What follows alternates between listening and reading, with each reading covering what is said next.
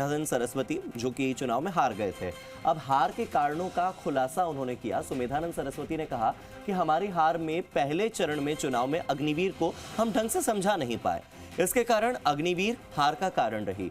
वहीं राहुल कस्वां की चूरू से टिकट कटना पार्टी को भारी पड़ा, ये बात मान ली है सुमेधानंद सरस्वती ने। हालांकि दबी जुबान में ये बात कई लोग कह भी रहे थे।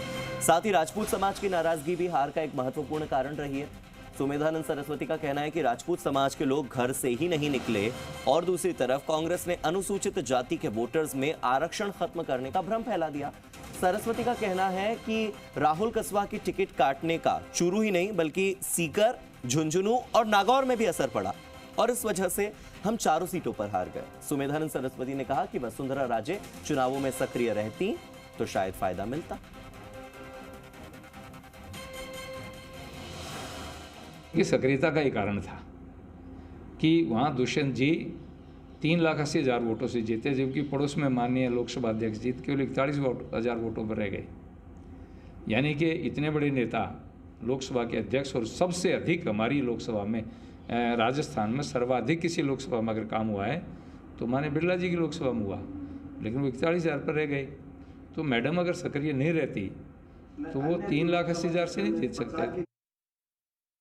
नहीं, उसका हमारे यहाँ इतना ज़्यादा नहीं था, लेकिन 1% भी प्रभाव है तो 22 लाख वोटों में 20,000 वोटों का असर पड़ता है। 1% की बात, जैसे मैं 70,000 वोटों से आ रहा हूँ तो 1% भी अगर उसका असर है तो 20,000 वोटों का असर हुआ कि नहीं? असर तो हुआ है। स्वाभाविक बात होती है, 1% कुछ भी नहीं होता है, लेकिन 22 लाख वोटों में 1% 22,000 वोट बनता है, तो एक उसका प्रभाव रहा। और पार्टी इन सब विषयों के ऊपर समीक्षा कर रही है, पार्टी चिंतन करेगी।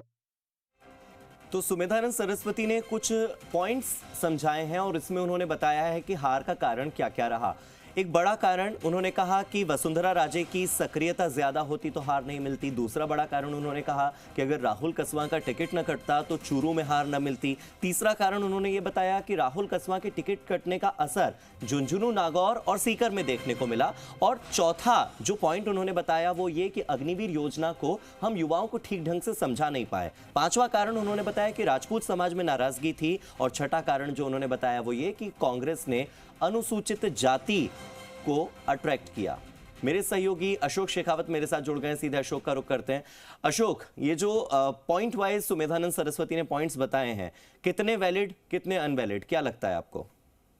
देखिए, सुमेधानंद सरस्वती ने काफी लंबे समय बाद में जो है परिणाम घोषित हो चुके हैं और उसके बाद में प्रतिक्रिया दी है।